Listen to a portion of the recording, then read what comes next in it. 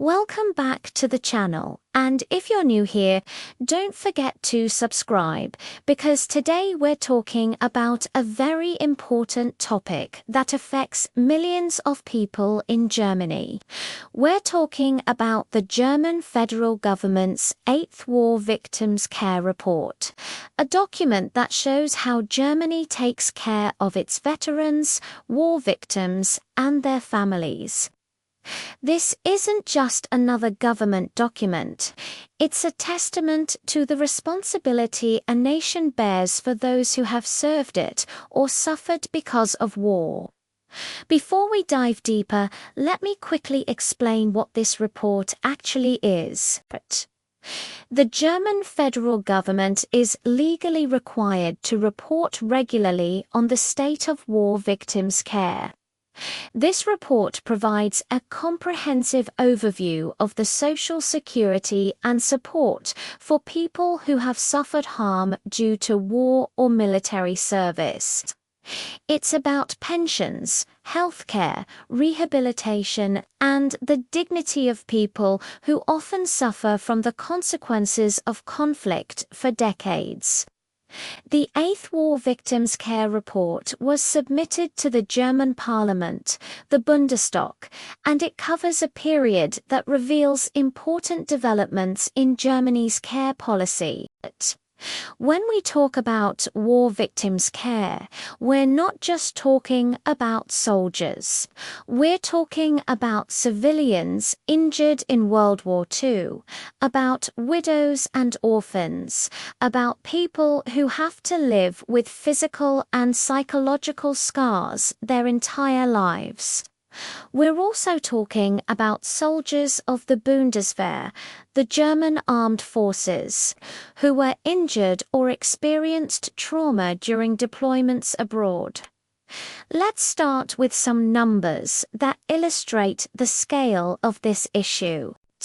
Even though the number of beneficiaries has naturally decreased over the years as the World War II generation dwindles, there are still hundreds of thousands of people in Germany receiving benefits under the Federal War Victims Relief Act.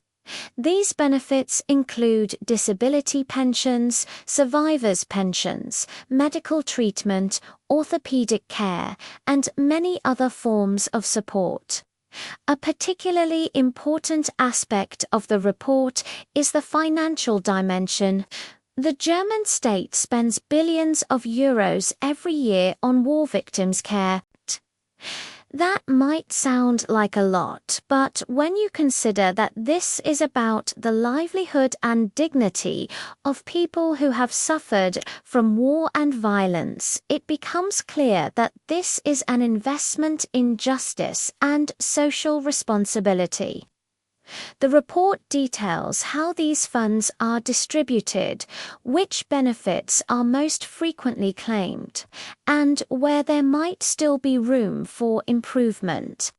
One of the most interesting parts of the 8th report deals with medical and psychological care. Many war victims and veterans suffer not only from physical injuries but also from post-traumatic stress disorder, depression, and other mental health conditions. The report shows that the federal government has significantly expanded psychosocial care in recent years. There are specialized trauma centers, outpatient clinics, and therapeutic services tailored to the specific needs of this patient group. Another important point is orthopedic care. Many war-disabled individuals need prosthetics, wheelchairs, special aids, or have to adapt their homes to be accessible. The report documents how the state provides support in this area and what progress has been made in the quality of care. Modern prosthetics, for example, are now so technologically advanced that they allow those affected to live a much better life than just a few decades ago. The sections of the report that deal with survivors are particularly moving. Widows and widowers of fallen soldiers or deceased war victims receive survivor pensions intended to help them lead a dignified life. Orphans of war victims are also supported until they complete their education or reach a certain age. The report shows that these benefits are regularly adjusted to keep pace with general price inflation. A topic that has become increasingly important in recent years and is also covered in the 8th report is the care for Bundeswehr soldiers who were injured or became ill during foreign missions.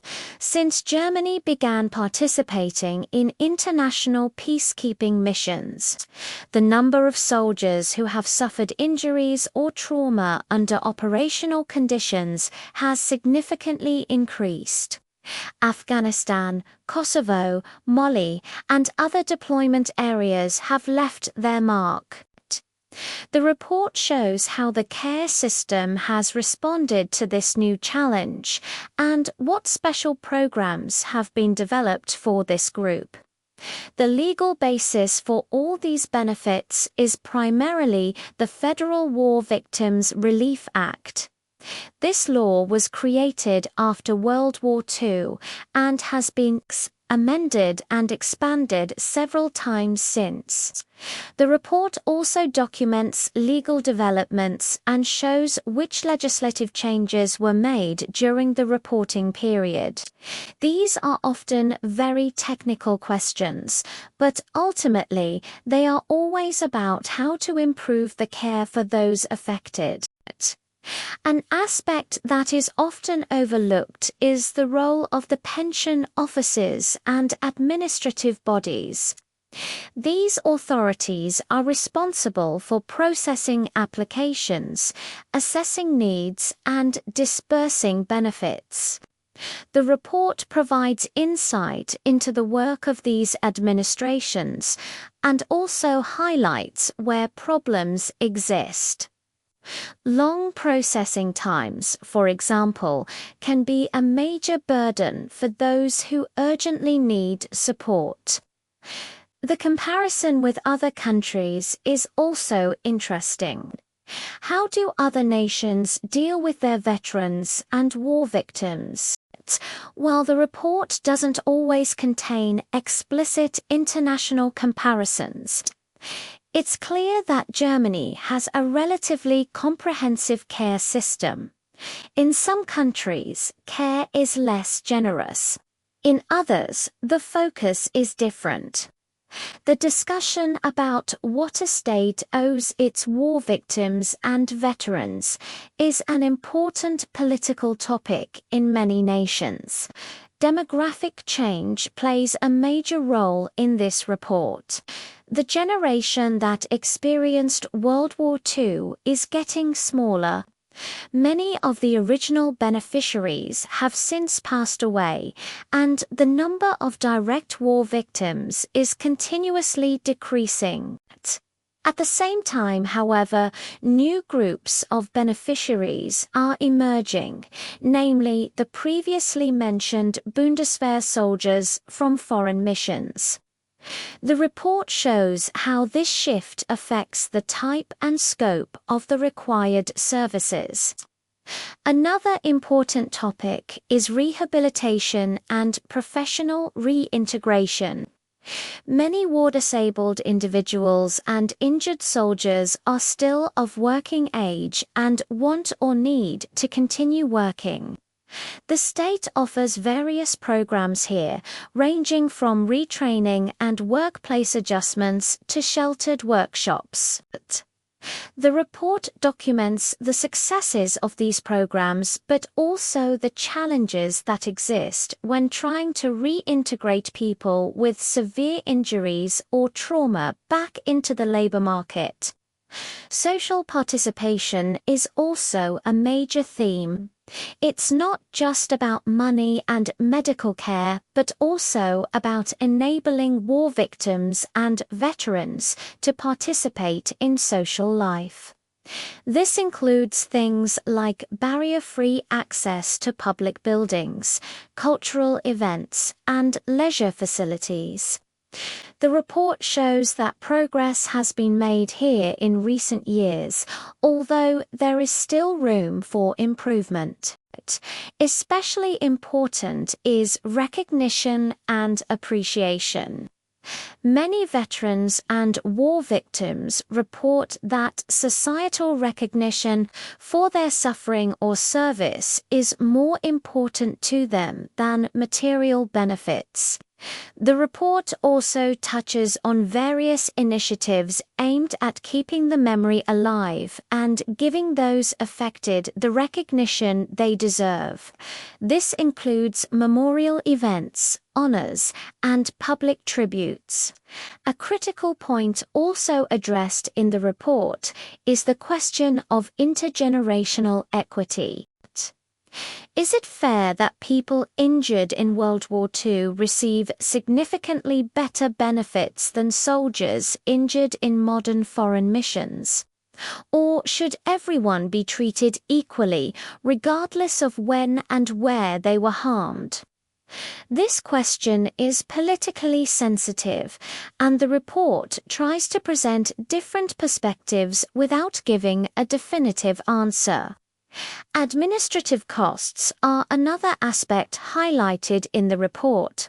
How much of the money spent on war victims' care actually reaches those affected, and how much is spent on administration and bureaucracy? The report shows that efforts have been made in recent years to streamline administration and make it more efficient without compromising the quality of care. The role of associations and self-help organizations is also acknowledged in the report. There are numerous organizations that advocate for the rights and interests of war victims and veterans. These associations advise those affected, help with applications, organize self-help groups, and are also politically active to improve care. The report recognizes the important work of these organizations and shows how they collaborate with state agencies. Let's look to the future. The 8th War Victims' Care Report also contains outlooks on how care might develop in the coming years. With the decreasing number of World War II victims, the focus will shift. The care of Bundeswehr soldiers will become more important, and new challenges will arise. The report also discusses possible reform approaches and how the system could be adapted to new needs. In summary, the 8th War Victims' Care Report of the German federal government is a vital document that shows how Germany deals with its historical responsibility. It's a report about numbers and facts, but ultimately, it's about people, about destinies, about suffering, and about the question of how a society treats those who have suffered for it. Germany has built a comprehensive system of war victims' care that is considered exemplary internationally, even if there is always room for improvement. Thanks for sticking around until the end. If you enjoyed this video, give it a thumbs up and subscribe to the channel. Write in the comments what you think about the topic of war victims' care and if you might have personal experiences with it. Feel free to share this video with others who might be interested in this important topic. Until next time, and don't forget that behind every statistic and every number in reports like this, there are real people with real stories.